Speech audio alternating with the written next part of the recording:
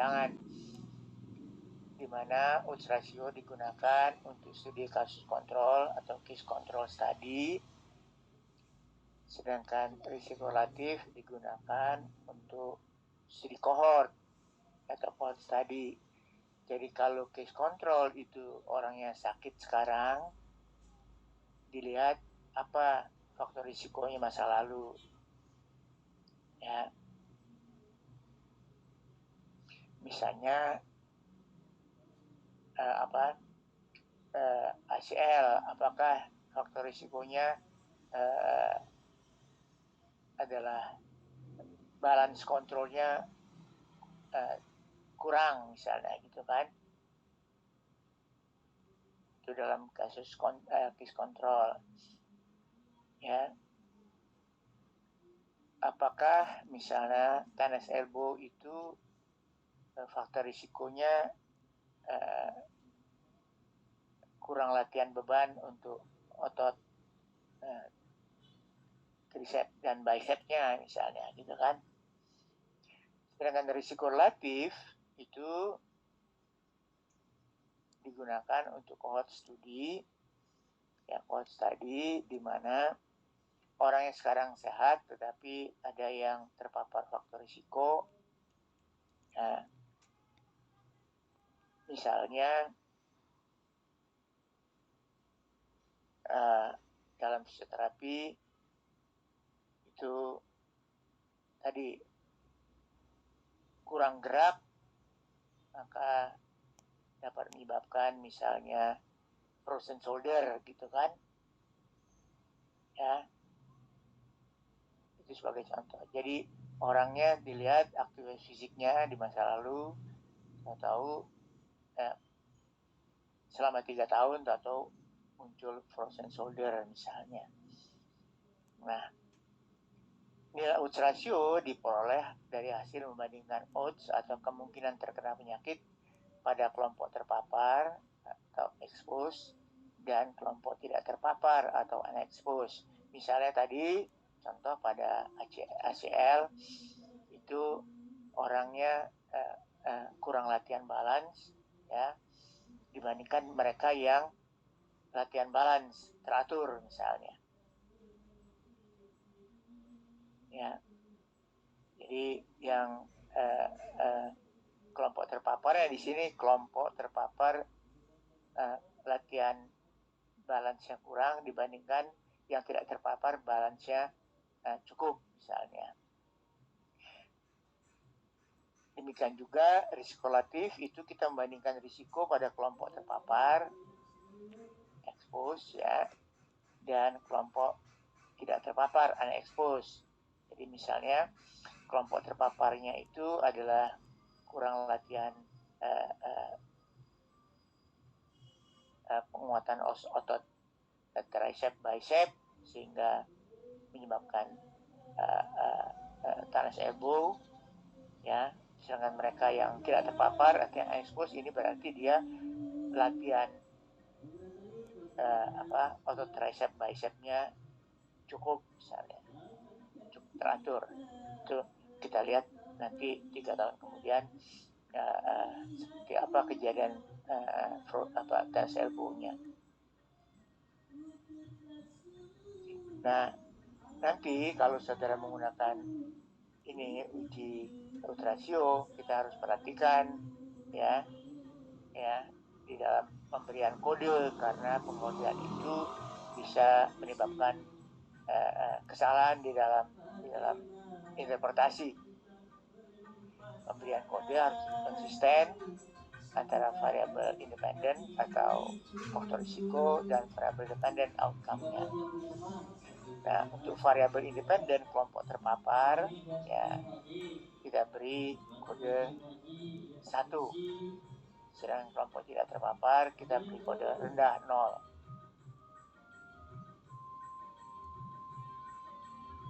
Oke. Nah, di sisi lain untuk variabel dependen kelompok kasus atau kelompok yang menjadi bahasan penelitian kita beri kode tinggi 1.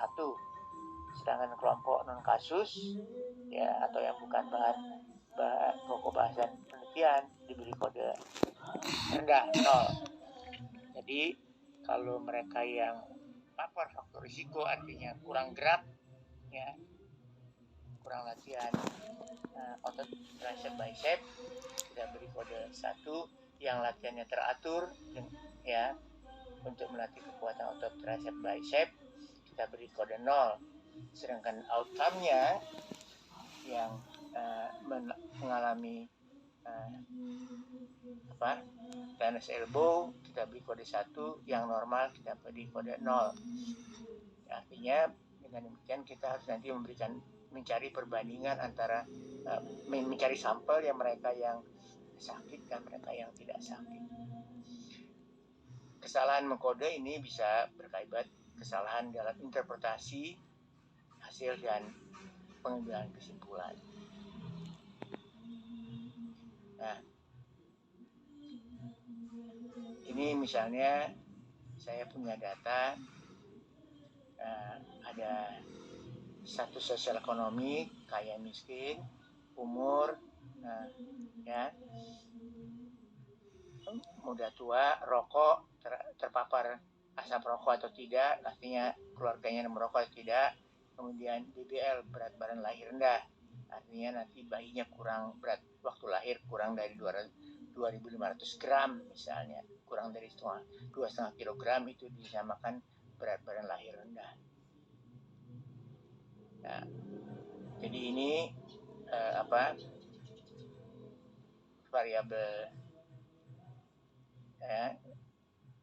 variabelnya sosial ekonomi, status ekonomi, 0 kaya, 1 miskin ya. Karena orang yang merokok itu sekarang tuh orang yang miskin ya, banyak. Umurnya umur tidak berisiko atau umur berisiko ibunya, ibu yang hamilnya itu. Rokok kalau terexpose asap rokok, 0 itu bukan perokok, 1 suaminya perokok. BBLR 0 itu lahir normal, 1 itu lahirnya BBLR. Nah, kita masukkan, maka variabel dependen, variabel outcome kita masukkan dalam kolom, sedangkan variabel faktor risiko kita masukkan dalam row ya di kanan ini. Nah, kita klik biasa, kita pindahkan, maka akan lihat di monitor berikutnya berat badan lahir rendah BBLR pada kolom karena dia outcome, sedangkan pada row itu ada faktor risikonya ya. Kita minta statistik nantinya ya, observe, kita minta nilai observasi, presentasi row, dan kita selnya kita bulatkan. Kemudian di dalam cross step statistiknya kita minta risk ya. Kalau sudah kita minta risk, kita continue, maka hasilnya kita dapatkan seperti ini, bahwa kalau suaminya bukan perokok maka yang lahirnya normal 23, sedangkan yang BBLR 9. Sementara itu suami perokok ya, yang lahirnya bayinya normal 10, yang BBLR 16. Maka faktor risikonya yang kita peroleh adalah 4,089. Signifikan karena lower limitnya ini lebih dari 1, maka kita nyatakan signifikan. Dengan demikian artinya suami perokok merupakan faktor risiko atau menyebabkan kemungkinan menyebabkan bayinya BBLR 4 kali lebih besar dibandingkan dengan mereka yang suaminya bukan perokok. Dengan perkataan lain, perokok merupakan faktor risiko penyebab kelahiran BBLR 4 kali lebih tinggi dibandingkan yang tidak merokok. Biasanya kita akan tulis seperti ini dalam penampilan tabel misalnya. Jadi ada berat badan lahir BBLR normal, kita balik nanti Ya, tadi kalau di komputer normal sebelah kiri sini, BBL sebelah kanan, maka dalam penampilan kita pindahkan ke sebelah kanan, BBLR-nya normal sebelah kiri, BBLR-nya normal sebelah kanan. Kalau tadi terekspos asap rokok tidaknya di atas, sekarang kita tukar tidaknya di bawah, ianya di atas. Ya, jadi dengan demikian kita mengatakan bahwa rokok adalah merupakan faktor risiko atau penyebab kemungkinan penyebab BBLR 4 kali lebih tinggi dari mereka yang bukan perokok.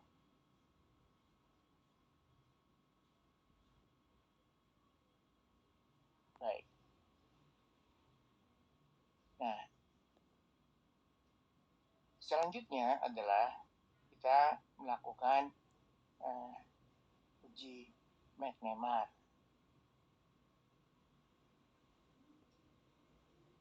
Nah, ini biasanya dipakai untuk fisioterapi sosial, ya. Misalnya, kita gunakan uji McNemar untuk mempelajari perubahan frekuensi sebelum dan sesudah perlakuan atau intervensi. Biasanya dipakai untuk misalnya penelitian-penelitian relatif sosial. Ini kita mempelajari sebelum mempelajari perubahan proporsi pasangan variabel dikotomi sebelum dan sesudah perlakuan. Ya, misalnya dalam manajemen rumah sakit ditanya apakah mau berobat ke klinik fisioterapi, misalnya atau tidak. Kalau ada cedera gitu kan. Nah, sebelum perlakuan kita tes mereka, kita kumpulkan pendapat mereka. Kemudian kita promosikan apa itu fisioterapi, apa keuntungan menggunakan fisioterapi daripada tukang urut misalnya, gitu kan. Baru setelah kita lakukan marketing atau penjelasan seperti itu, kita lihat apakah mereka mau pergi ke berobat atau mendapatkan treatment fisioterapi atau tidak bila ada cedera gitu ya. Nah, karena itu variabel yang kita peroleh harus variabel dikotomi yang hasilnya berlawanan. Misalnya berhasil, gagal, benar, salah, suka, tidak suka, mau, tidak mau, patuh, tidak patuh. Dengan demikian, jenis data yang dimiliki adalah ordinal. Datanya kita susun di dalam bentuk tabel 2x2. Nah, ini. Jadi kita lihat tabelnya. Sebelum misalnya tidak mau,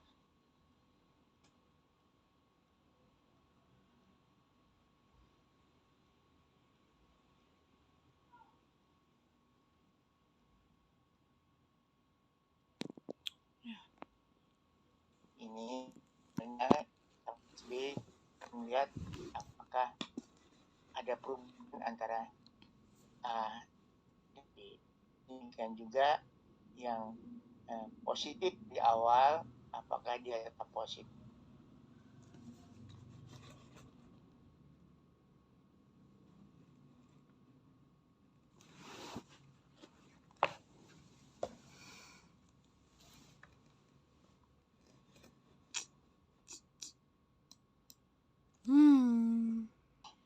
Sel A itu adalah orang yang tadinya misalnya yang sebelumnya tidak mau menjadi mau sesudah diberi penjelasan misalnya, ya. Dan B ini adalah orang yang sebelumnya tidak mau dan tetap tidak mau. Pada sel C dan D, perhatikan, pada sel C orang yang tadinya mau tetap mau, tapi D ini tadinya mau menjadi tidak mau, misalnya gitu ya.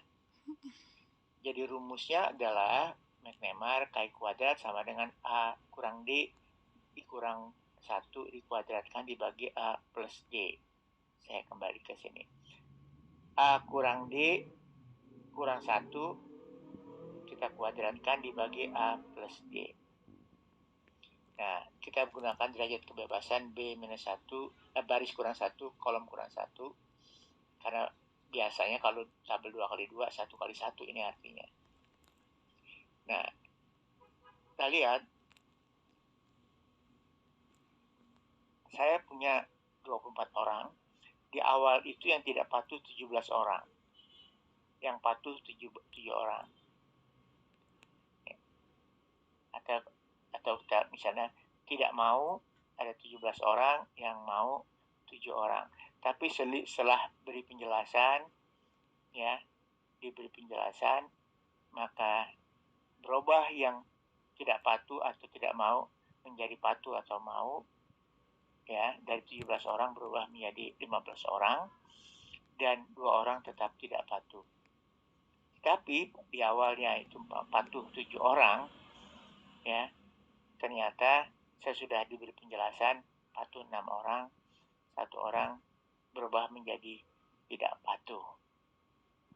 Nah, rumusnya 15 kurang 1 kurang 1 kuadrat dibagi 15 tambah 1, dapatnya 10,56. Nah, tabel Chi kuadrat dengan DK1 itu biasanya karena 2 kali 2 itu DK-nya 1, angka alfa 0,05-nya 3,841.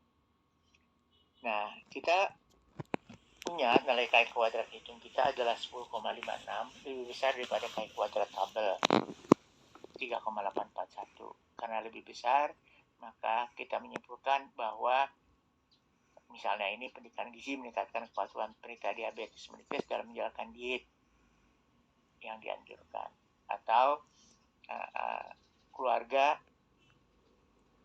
akan berubah, ya, pendiriannya setelah mendapatkan penyuluhan atau promosi, ya.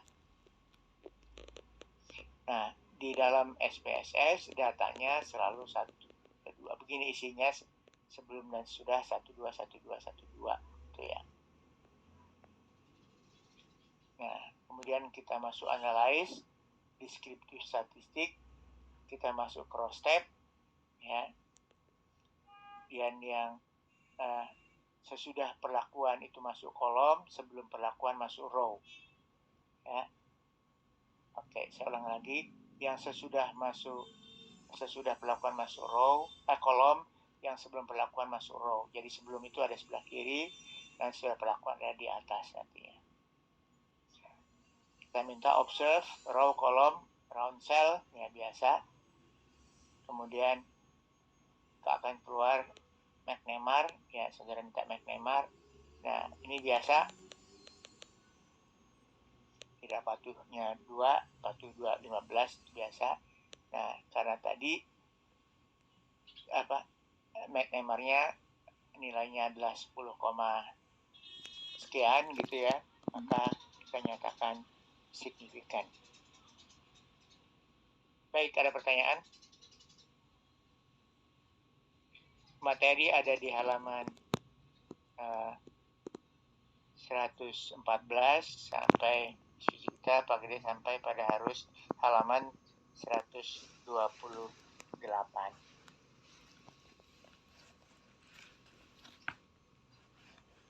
Baik, saya stop share. Kira-kira bisa semuanya on